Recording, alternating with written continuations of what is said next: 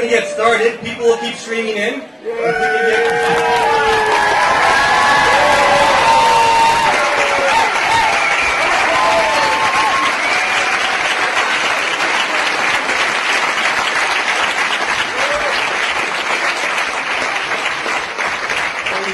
This is incredible. I want to thank everybody, defenders of democracy, for coming out to show your concern for democratic debates in this country. Yeah.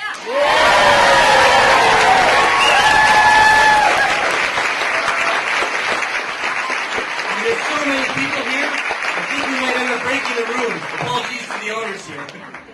So all across Canada, there have been rallies coast to coast for democracy, and over 120,000 Canadians have now signed our petition calling for Elizabeth May's inclusion in the debates.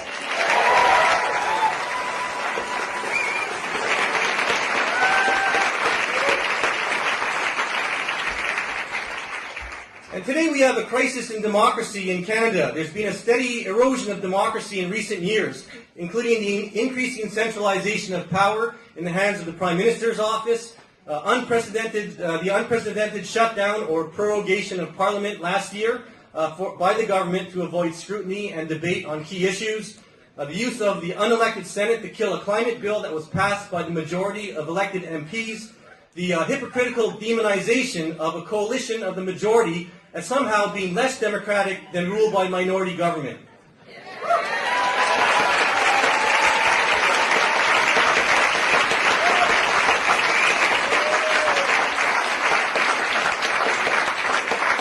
And of course, the dishonest, toxic attack ads that have poisoned the atmosphere of Canadian politics such that we've driven down voter turnout to the point that 40% of eligible voters didn't vote last time, including 63% of Canada's youth. So this is all a disgrace in the democratic world, and there's no excuse, even if you wear a sweater and pet kittens while holding a dagger of attack ads behind your back, while smiling at us with your new sensitive glasses for this to happen. Who would that be? So to top it off, democracy is now being undermined by the top executives of Canada's main TV news networks. Over 1 million voters voted for the Green Party during the last election, constituting 7% of the national vote. The Green Party is running candidates in all 308 ridings across the country.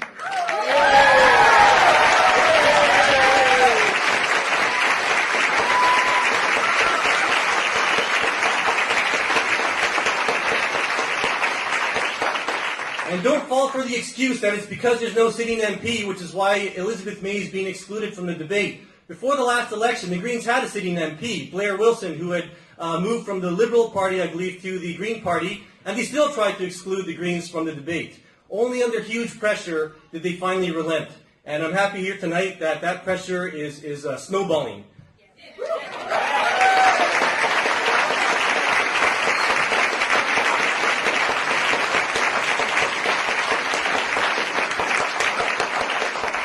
And now you might have heard in the news yesterday that the media consortium had been flexible enough to reschedule the French language debate to accommodate a hockey match between the Boston Bruins and the Montreal Canadiens. But apparently they're not flexible enough to accommodate the voice of 1 million Canadian voters represented by Elizabeth May at the single most important means by which Canadians get to hear about and compare the policies of Canada's main political parties. Shame on them.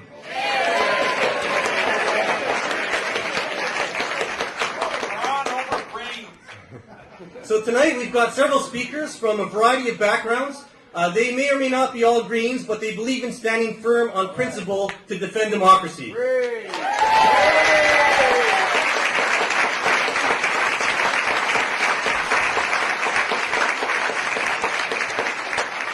So we're going to ask that you hold your questions until the end of the speakers. We've got a series of speakers to get through, and then we'll have some chance for discussion and for commentary. Also just remember that this is just the beginning of the fight for democracy in Canada. It's not the end. Yeah.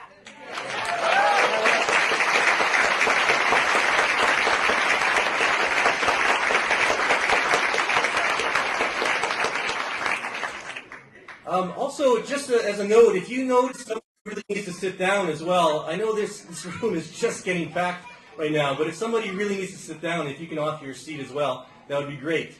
Okay, so our first speaker tonight is Dr. Dennis Pilon. He's a professor of political science at the University of Victoria. Him and Norman Ruff, I believe, are the two most heavily quoted poli-sci professors on British Columbian and Canadian politics on Vancouver Island here. And so we're most grateful that he has taken the time to come out and speak tonight, despite the fact that he has to put his little daughter to sleep. So here we have Dr. Dennis Pilon.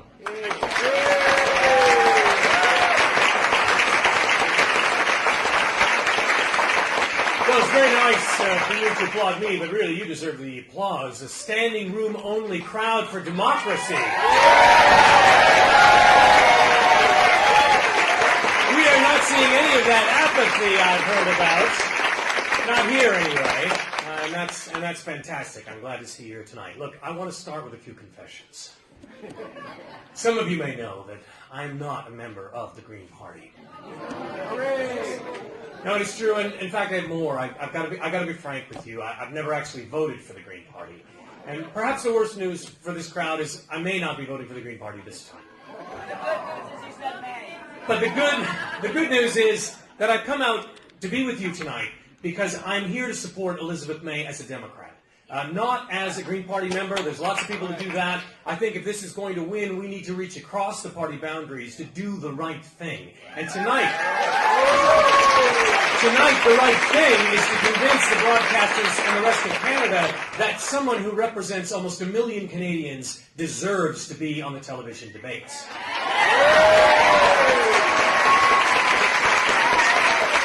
Now, we've heard from the broadcasters that they have some very good reasons to keep Elizabeth out. They've suggested that the fact that she doesn't have a seat means no debate. No seat, no debate. Very simple formula.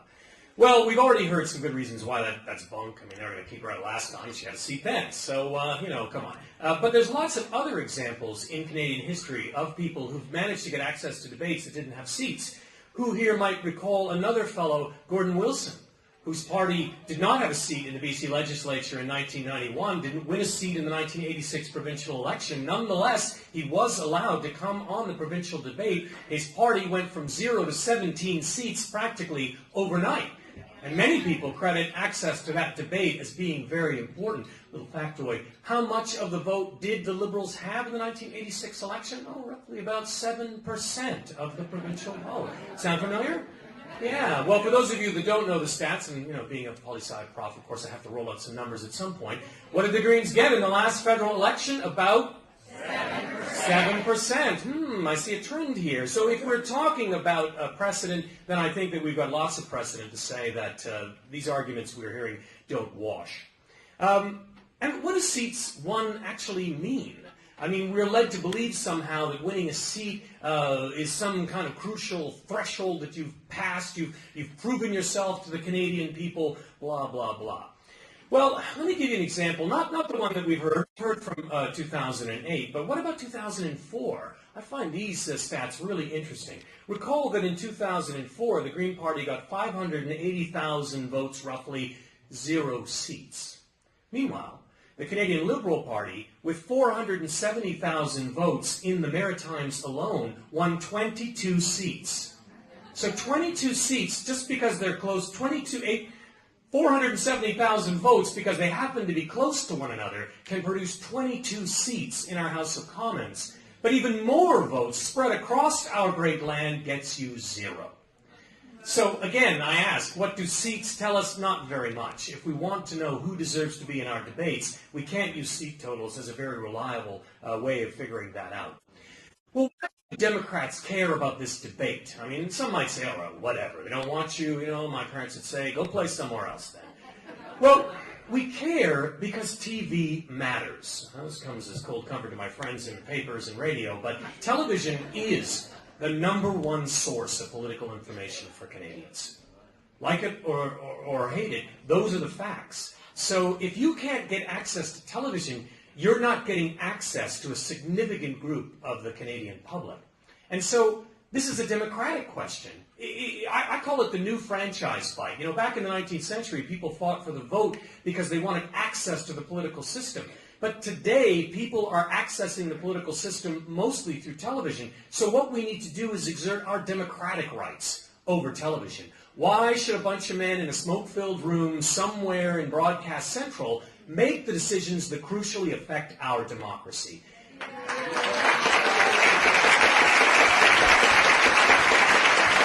Again, we're talking about Elizabeth now because she is the one affected, but this is bigger than Elizabeth May. It's bigger than the Green Party. We want, that we deserve, that we insist that we get. And as long as we let the broadcasters make those decisions, we're going to be disappointed. I have been quoted in the press as calling this decision by the broadcasters immoral, and some might think, oh, that Dennis Pilon, he's a quote gun, he's running off at the mouth again, typical hyperbole. Well, I'd stand by the characterization of immoral for two important reasons. One, I think it's immoral because I think that when a million Canadians, almost a million Canadians, say that they want a certain party to represent them, I think they deserve to get that representation.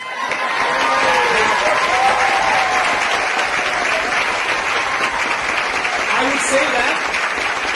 I would say that about the Conservatives. I would say it about the Liberals. I would say it about the New Democrats. I think that if we look anywhere in this country, we can find voters who are being denied the representation that they would like to see. Imagine if the Conservatives had more people in the urban cores of Canadian cities. There are Conservative voters there.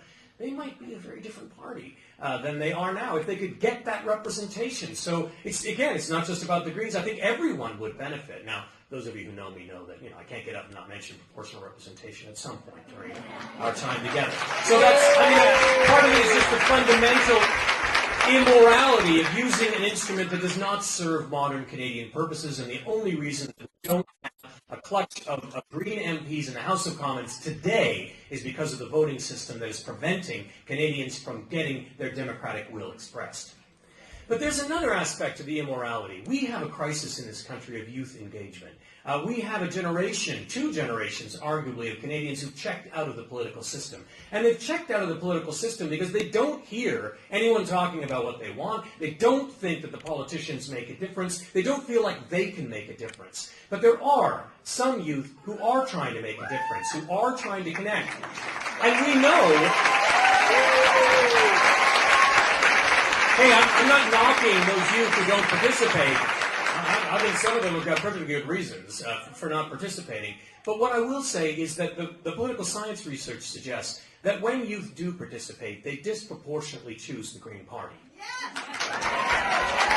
Now, we've got a crisis of youth participation. Youth like the Green Party. So, hey, let's keep the youth leader out of the televised debate.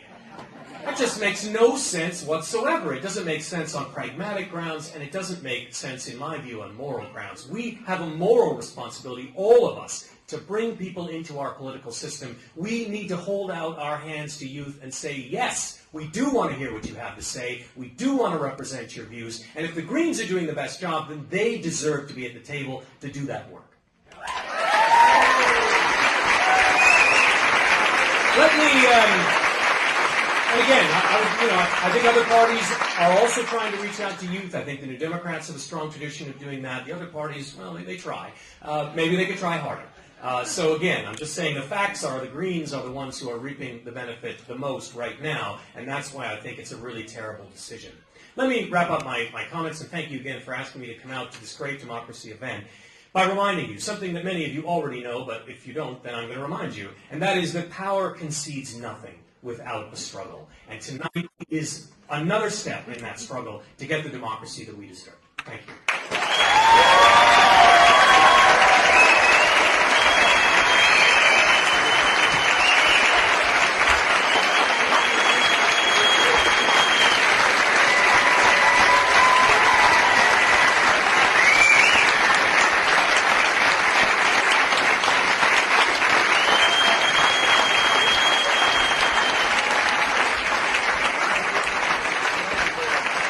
Thanks so much, Dennis. So this just in, I got a note here from the Media Consortium who have issued a statement that it is too late and too complicated to include Elizabeth in the leaders' debate at this hour. They've also issued a second statement saying that they are rescheduling the English leaders debate to accommodate, quote, the new hilarious episode of Seinfeld, end quote. Yay! Okay, so our next speaker is a great activist for democracy, Satara Shohadeh. She told me how to say her last name recently. She's a founding member of the Students for the Iranian Green Movement Association, or Sigma, in Victoria and Vancouver. And currently, if you're not familiar with it, it's one of the most politically active progressive movements in the country. Is the Iranian-Canadian community rallying for democracy in Iran. And Satara right now is just finishing her master's in political science at the University of Victoria, and she's about to begin a PhD at the University of Ottawa.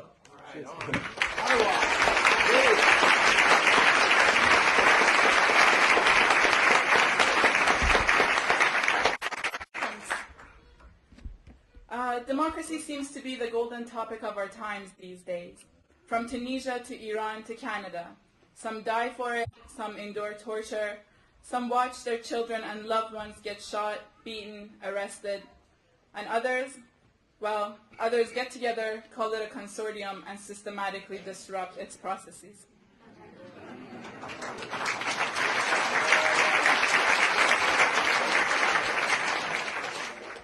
At a participation rate of less than 60%, many democratic implications are already destabilized for a country such as ours. But to be faced with an integrated media network that consciously excludes and thus deprives political voices of any power is a story with just too many bitter resonances for myself. I happen to be in touch with a democratic movement which fought with its blood and bones to get the images of protesters out to the world, when dealing with the state media that simply refused to engage with any part of the nation's reality.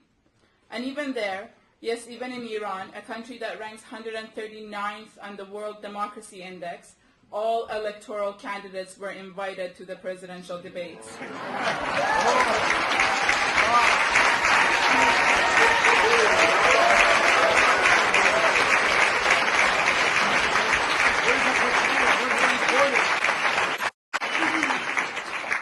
You may interject, but those candidates were only the ones filtered through the Islamic Republic's Guardian Council. And I will reply, a Guardian Council whose sole purpose it is to guard the interests of the state and not the people need not only be a constitutional institution, but it can be also formed unconstitutionally through the conservative cracks of civil society. Is it not the case that our broadcasters, as principal actors of our civil society, are today moving in the dangerous direction of excluding, filtering, and silencing the voices of opposition?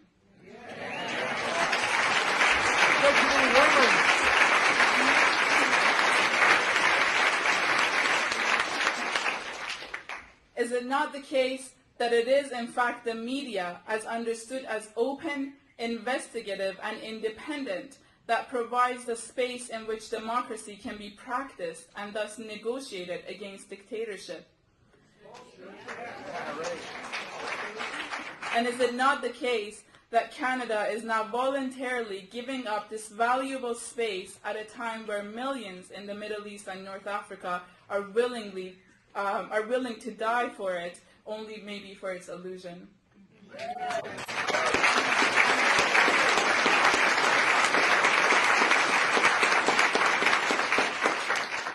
Information is our most powerful weapon of resistance, says Mir Hossein Mousavi, Iran's 2009 presidential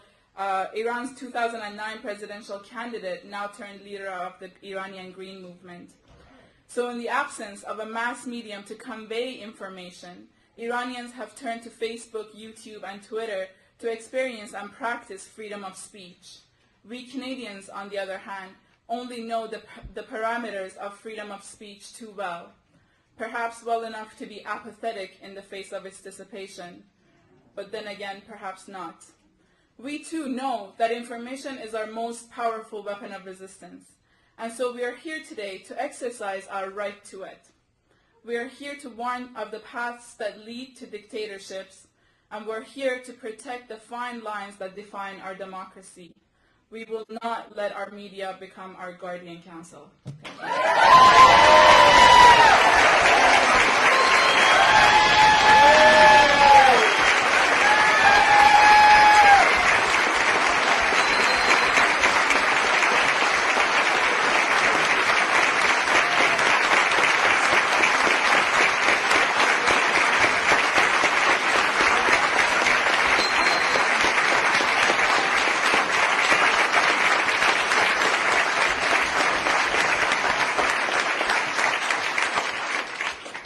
So the crowd looks like it spills into the hallway over there. We've arranged for a, what's it called, like a bald dwarf or something, some little sound system that's out in the hallway that can be turned up as well. Just, can people hear the sound out there? Okay, great. So people can try to come around the back, I think, and fit in the back there if you can. We'll try to get everyone in here. Open the windows. Yeah.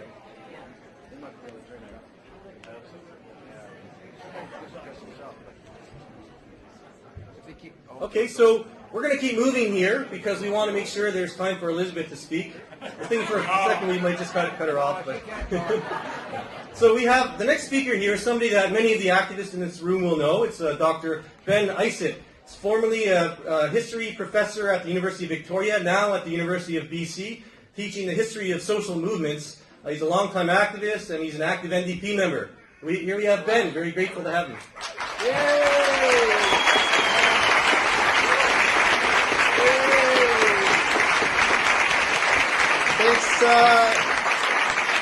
Thanks to the organizers and thanks to all of you for coming out here tonight to send a clear message that democracy is something worth fighting for.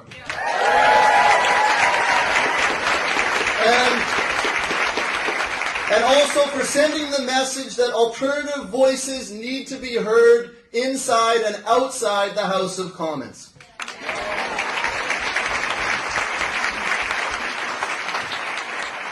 As Ken mentioned, I belong to another political party, but based on my membership in that party, but also based on my expertise in the history of social movements here in Canada, I'm here today to strongly support Elizabeth May's inclusion in the federal leaders' debate.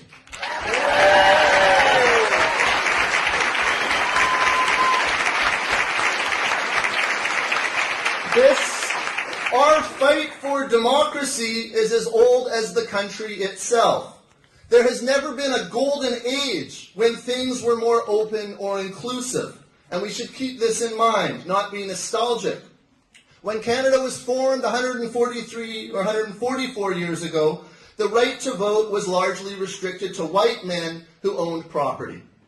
No women could vote in this country until 1917. Another decade passed before they could serve in the Senate, after a court battle to win recognition as, quote, legal persons.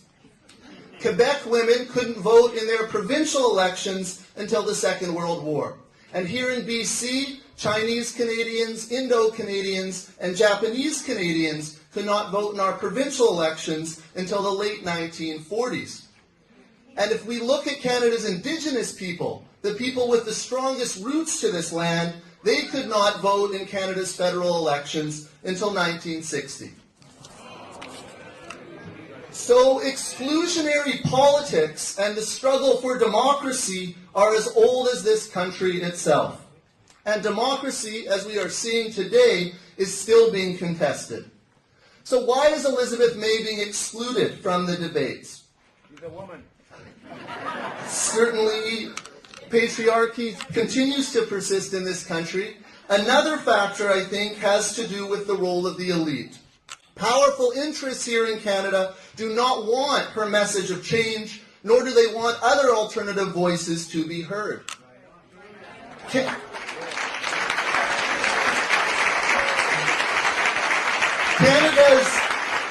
Canada's elite, the wealthy few and the corporations, have always had the most to lose from the growth of democracy.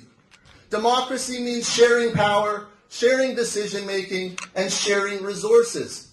It means redistribution, which disrupts the biases and privileges of outdated and closed political systems. So here in Canada, we see 5 media executives conspiring to safeguard the interests of a vested elite, those who've benefited since the birth of this country of the monopoly on power enjoyed by the Conservative and Liberal parties. So it's particularly objectionable, and something I don't hear mentioned a lot in the commentary, is that 2 of the 5 media organizations involved in this so-called consortium are publicly owned by us, the people of Canada, the Canadian Broadcasting Corporation and Radio-Canada. Perhaps we can't expect any more from private for-profit corporations, but certainly we should expect and demand more from these media organizations owned by the people.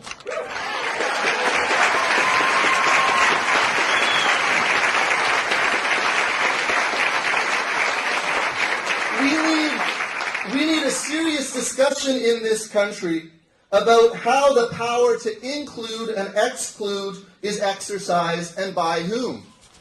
For example, the Canada Elections Act and the Broadcasting Act can be amended to ensure that parties that meet a certain threshold of the vote are included in all future debates.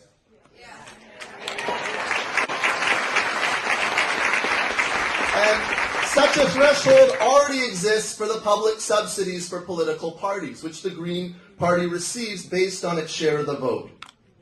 For election debates, we could have raised the threshold marginally, perhaps to 5%, which would keep debates from becoming so large that they become unwieldy and ineffective in distinguishing between parties and leaders and their policies. But a 5% threshold would acknowledge that the Green Party, backed by 1 million voters, is on a completely different plane from marginal currents such as Christian Heritage or the Marxist-Leninists or other more marginal forces in Canadian politics.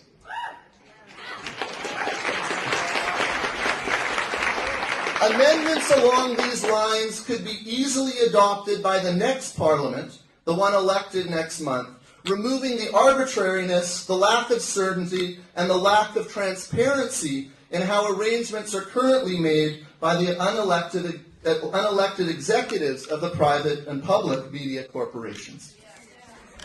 So, to conclude, I hope that the Media Consortium comes to its senses and includes Elizabeth May in the debates, allowing the million voices to be heard.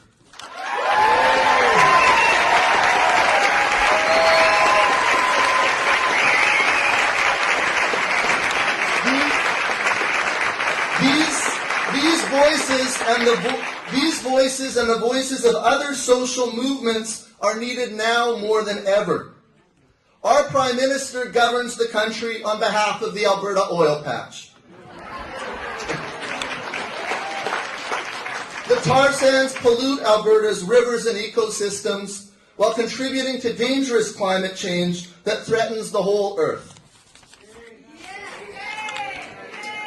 Our Prime Minister wastes billions of dollars on fighter jets and warships and ill-considered military adventures in the air of the world, while people here in Canada and elsewhere face growing poverty and unemployment as the defects of our economic system become apparent.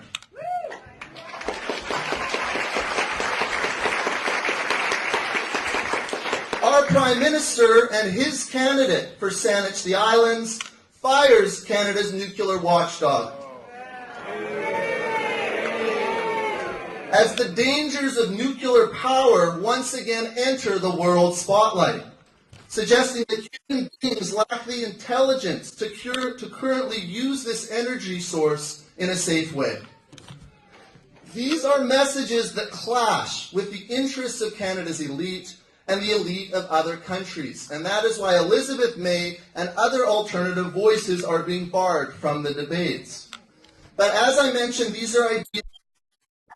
To paraphrase a famous nuclear physicist, the problems of the world today cannot be fixed by the same minds that created them.